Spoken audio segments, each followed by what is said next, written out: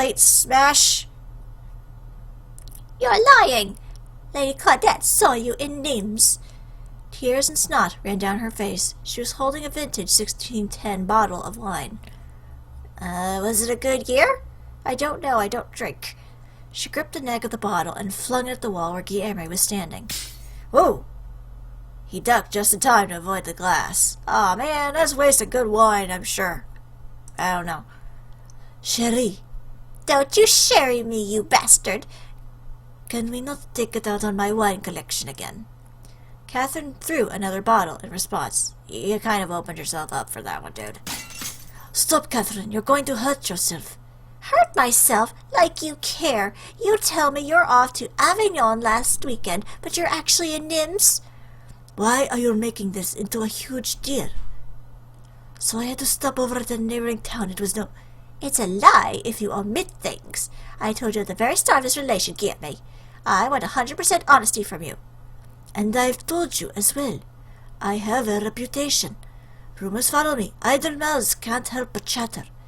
Did you know that Lady Claudette once indecently proposed to me? And right in her husband's birthday gathering as well. So what? That is all beside the point. You know what they say, where there is smoke, there is fire. How about a name to further torch the bush? Lelaine de Montclair? Lelaine is the shop girl of the town, a nice girl. Or at least I surmise from all those 3 times I made the mistake to enter her shop, it looks like. Is there anything else you would like to insinuate?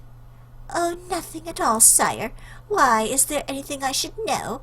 Guillermo sighed and tried to speak calmly. Chérie, I promised you when we got engaged, didn't I? I will be faithful to only you. There is no one else. But Catherine gritted her teeth. Again with this. You are more vague than a monkey spit. What? Answer me straight right now, yes or no. Are you having an affair? Guillermo threw his hands up in annoyance. Merde, Catherine, I am not. I have already answered this. Why does it seem like you only hear what you want to hear? I just want to understand everything and make it crystal clear. Is that so bad? Now explain to me what Lady Claudette... Lady Claudette, you are taking that bitter, conniving woman's word over mine. Humph. Well, I try to get information from the source, but the source isn't very reliable. Guillermo's shoulders slumped in an irritated surrender. She heard him curse under his breath. I am tired of this, Kath. This is a waste of time. What is the point of this if we keep going around in circles? Catherine snuffled, wiping her nose savagely with her hand. You always do this. You go off on a tangent and pick things apart. You don't even listen to my side at all. Could you stop acting like a child for 1 minute? Maybe then we could have a real conversation. A conversation with a liar is always one-sided. Catherine grabbed 2 bottles this time. What happened if she brought the 2 bottles crashing in front of her? Would the pieces of glass stab her face? Her eyes, maybe? What a random thought. The morbid pictures gave her an out-of-body experience. It was a nasty fight, depressingly familiar, but they were dancing to the same tune once again. Here be the lovers. Enter left, the hothead. Watch her dance with anger blazing. Tears are sparkling bitter rage. The fight goes on until she's spent, the reasons hazy in her head. Pan right, the rake. Both the victim and accused. Words are poison or an unlit fuse. Migraines taunt his pride and temper. He grudgingly takes on logic's mantle. The words they throw reach fever pitch. The dance will crest, he'll choose to leave. Enough of this, he says in rage. Temper rising, he exits frame. Her unspent fervor burning hot, she cries it off, that cowardly sod. What did you expect, she asks herself. He'll take abuse with a bowed head. The least he could do, her anger shouts, a hint of guilt, a hint of doubt. The migraine throbs as he is pacing, annoyed and angered, his face a flush. Capricious woman, irrational. He shakes his head with a tired breath, yet he basks in torture and savors the taste. This is love, he nods. This is love, he says. Love and pain go hand in hand. It is painful, yes, but never bland. He nips a morsel and takes a bite. Exquisite, he trembles, a rush, a charge. He feels his heart is struck by love, decides that it is worth the gripe. A dainty flower he must protect, to watch it bloom until it's ripe. But not right now, he says, still sore. His pride's too hard to swallow whole. Hours pass, he wouldn't call. She forms the words she knows will hurt. She plans to cut and make him bleed. Yet when he arrives, she all but weeps. Why'd you leave? I shouldn't have. Are you angry still? I'm here now, love. Her arms are snug upon his neck. He'll promise to change, do what's best. For both their sakes, he admits he's wrong. A little lie to complete the song. Ladies and gentlemen, I present to you love. Whoa, that was tense. Just tell me when you're tired of me, or when you find some other pretty thing, you bastard. Catherine slipped back into her brain just as the last sentence left her lips. If you're going to leave me, then just leave. Stop playing me for a fool. This was a new tempo. She dropped the bottles to her side, but did not let go. He noticed the change of song and timed his step accordingly. I never once thought or treated you like a fool. I love you. I'm never going to leave you. New tears churn and bubble from her eyes. Liar! It was her turn to leave this time, and she did. He was left to perform a solo. Contemplation, regrets, penance. A vow of new beginnings forming in his head. Huh. That was intense, strangely enough. Okay, well. Kath? Rosie Wosie. Catherine stumbled into Rose's room that evening, drunk to high heaven. Her half-lit eyes surveyed Rose's meager space. She let herself fall on the bed, regretting it instantly. The ceiling spun in a waltz of throbbing headaches and acid-laced throats. Bad idea. Catherine stood up, and her wobbly legs tripped her. Rosa caught her and sat Kath on her small bed. My goodness, you stink of alcohol. She propped some pillows behind her back and fixed the stray hairs that had littered her face. Thanks, hon. You're a dear. How much have you had, Kath? Catherine counted on her fingers. This many? Never mind. Would you like some water? Nope. Interesting. Huh? I can almost hear liquid sloshing around in my brain when I shake my head. Rosa pursed her lips. Catherine was in no shape to make decisions right now. She stood up to get her something to sober up. But Catherine grabbed Rosa's hand and tugged at it gently. No, you sit. Please? Rosa complied. Catherine filled a bottle about 3/4 full. Snuck another one from the Gilly Monster's closet. Serves him right for calling me a child. You're not exactly acting very adult-like through this alcohol-induced madness. Rosa began to protest. Catherine paid her no mind. Come on, Rosa. When have we ever drunk ourselves to the point of insanity? And I call you my best friend. Catherine took a huge swig of the bittersweet liquid and offered it to Rosa. Rosa examined it carefully and took a mouthful. She gargled in her mouth, admiring the sweet and sour flavor of the wine. I've never had anything this rich before. Good, right? It had to be. It's the last bottle. So... had another fight with... Shush! Bad wind follows that name. I am not talking about that egocentric pompadour tonight. We are going to drink. We are going to reminisce, and tomorrow we'll hate ourselves together. Agreed? Rosa giggled. If you say so. Don't enable her. Take the bottle away and do an intervention. I don't know, because she obviously needs help here. Oh, we're still going, are we? All right, last one. Rosa puffed her cheeks in mock disgust. Fine. How do you make holy water? How? Boil the hell out of it. Rosa and Catherine were assaulted by fits of hysteric laughter. I get it. Catherine felt the muscles of her cheeks ache.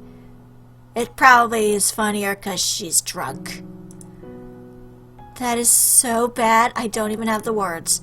Catherine wiped the tears of laughter from her eyes. I heard that one from one of your suitors, Sire Adrian. Rosa rolled her eyes. How come I always end up talking to your suitors more than you? I must start charging you a fee. I'll pay it with my gratitude.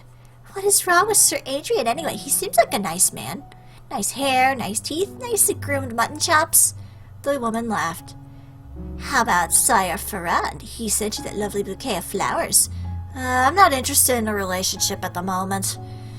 At the moment, you don't seem interested ever. Well, she hasn't exactly had the best luck with men. I am. Sometimes. It is just hard to connect people for me beyond physical. Relationships seem out of the question. You don't have any difficulty with me or that idiot in the upper room. It means you are not incapable. Well, I kinda stabbed my eye out with a cross. That is only because you are my closest friends. Well, there must be someone. Oh, you are so picky. If you go on like that, you might end up an old maid. So be it. I'd rather take care of your children anyway. I shall be the amazing godmother. Catherine smiled wistfully. I'm not sure I want any. What? Children. I love children, but it's a little scary. Catherine bit her lip. What if she becomes her own mother? It was such a terrifying possibility, wasn't it? She barely remembered her mother. Her milady had struck as soon as Catherine was born. She had never called Catherine by her name, not even on the day she had died. All she knew was that her family struggled with that crisis. Her father exhausted and depressed, and her sister forced to grow up too fast. To be a blight to the people you love, how horrible would it be? Catherine? Rosa smiled at her, interrupting her thoughts. You will be a good mother. Your past does not matter. Catherine stared at Rosa. She probably smiled at her too. She was drunk enough, enchanted at her ability to know what she was thinking. She really was her best friend, wasn't she? The thought warmed her heart. You really think so? Yes. The fact that you were so concerned about them before they are even born speaks much of your kindness. Whatever happens, those children will grow up loved. Catherine blushed and changed the subject. Oh, we're out of booze. We finished it. I'm quite buzzed. Hey, remember the first time we drank? Do you mean the party or the potato incident? Of course I mean the potato incident. Oh, how can I forget? Rosa burst out laughing. Okay, now I'm curious. What's the potato incident? That was hilarious. When stop laughing, I almost went to jail. Goodness, I was so stupid. Rosa laughed again. Amen. Hey, you're supposed to say, no, Catherine, we do dumb things when we're young. Catherine, we do dumb things when we're young. It's about time you learn your lesson. I can't wait to tell your children endless tales of your shenanigans. Wench. Tut, tut. Catherine grabbed Rosa's waist and attempted to tickle her, but Rosa slipped away laughing. Catherine's stomach lurched, and she stopped, her hands still hugging Rosa's waist. The room spun, but it wasn't unpleasant. She felt like being gently rocked in a cradle. She closed her eyes and smiled. She took in Rosa's scent, always smelling slightly like apples. Rosa scratched her head and smoothed her hair. This is nice. Yes. Rosa? Thank you for being with me. Of course. No, I mean... She sat up on her bed. You've been with me all my life. You are my oldest friend. When we first met, I didn't have many friends. I just studied my piano lessons night and day because that's all I ever knew to do. It was all I had. Maybe that was why I begged Papa to let you stay with us. I was so happy. Rosa smiled fondly at the memory. You were there for me always. It sounds disgustingly melodramatic. Maybe it's the wine. You're drunk, I understand. Thank you. They laughed again. Would you like to hear something worse? What? You changed my life. That is worse. Rosa smiled fondly as she played with Catherine's hair. I'm the lucky one, Catherine. You took me home and treated me like I was family.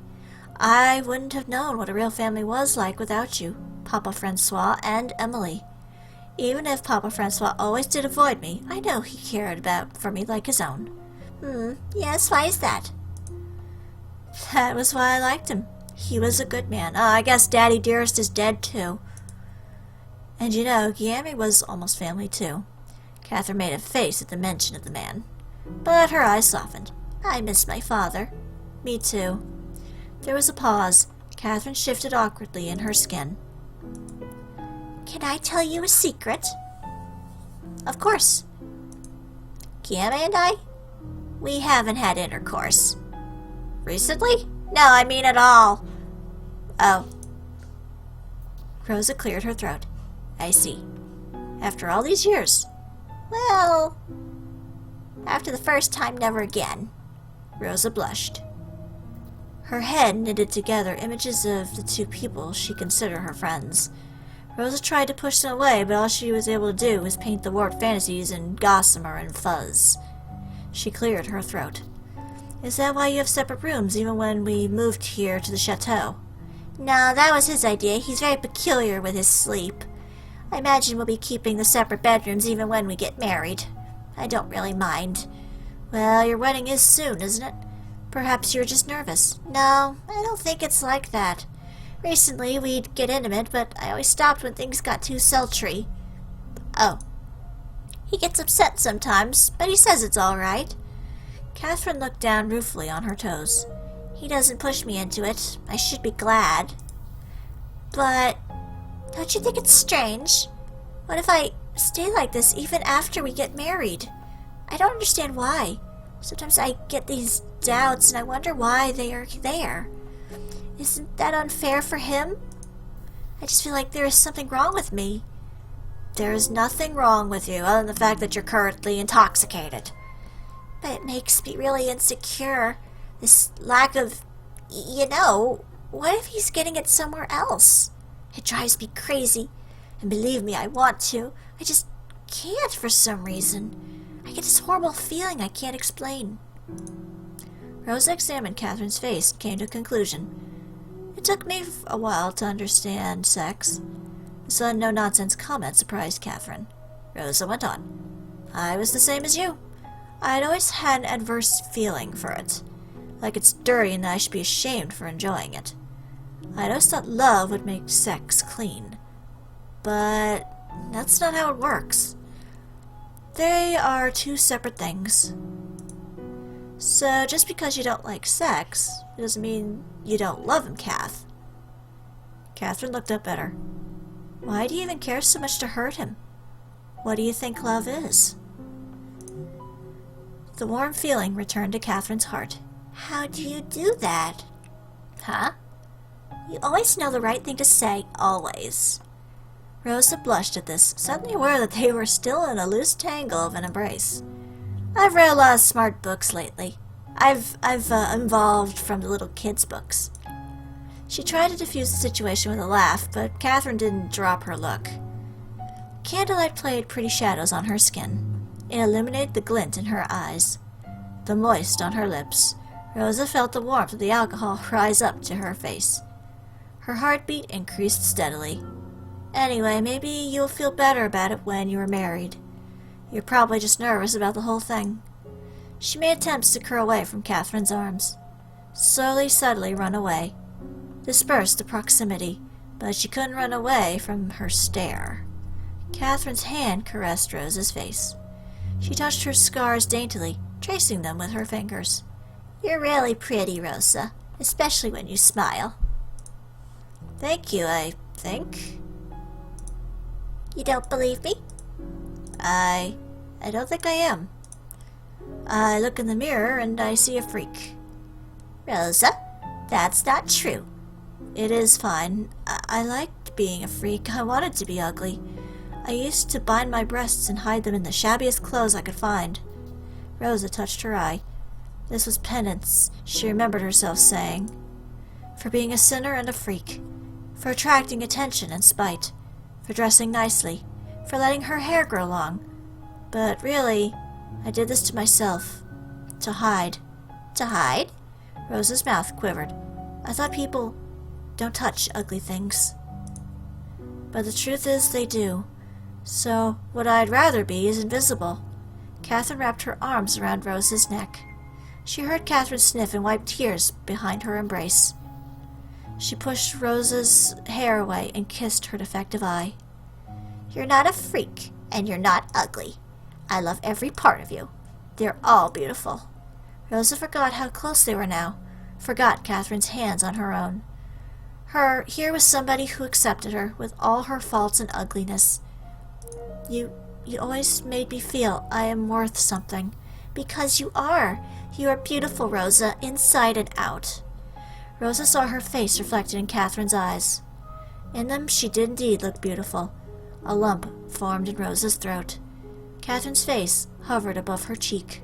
She planted a little seed of a kiss on it, just barely away from her lips. Rosa kissed her nose in return. It made Catherine giggle.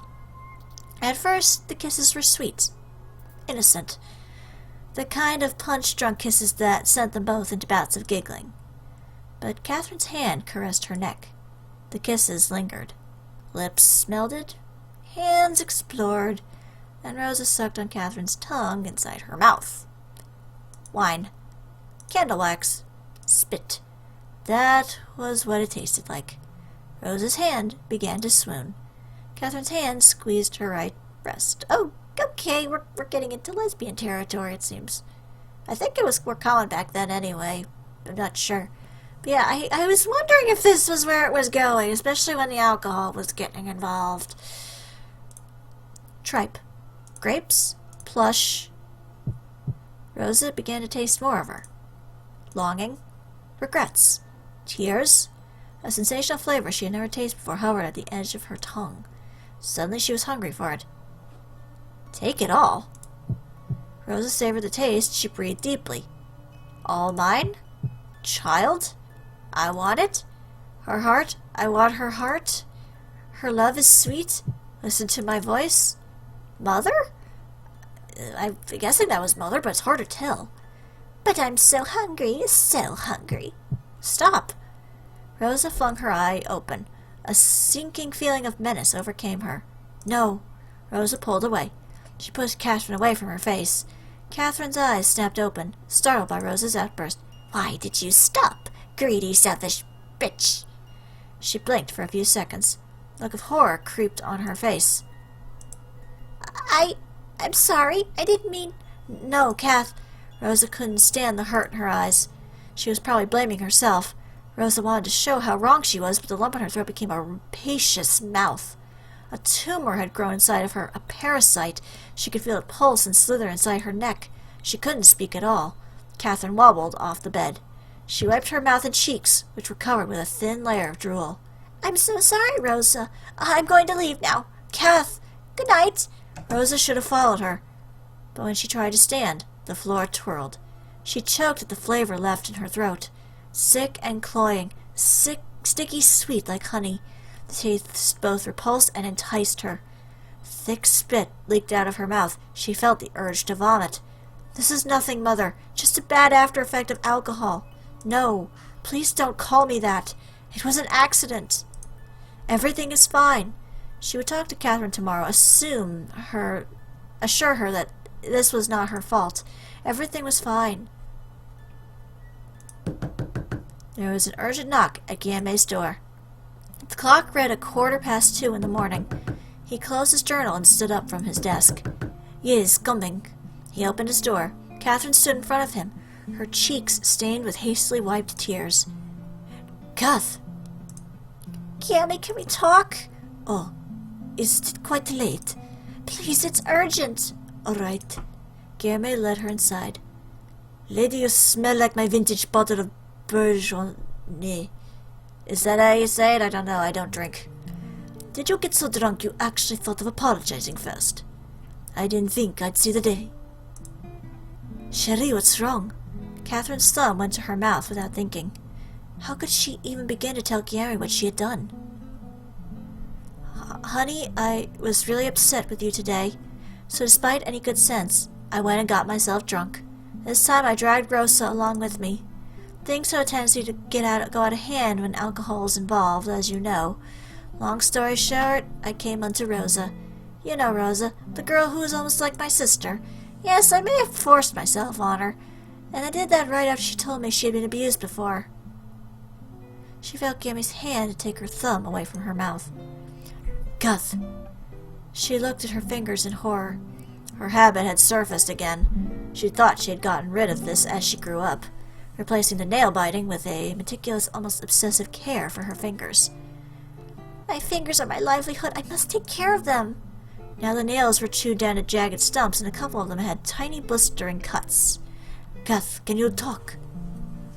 Oh boy, well, this is getting interesting. So, for now, this is StarPrincessHLC saying thank you very much for watching, and have a fond farewell.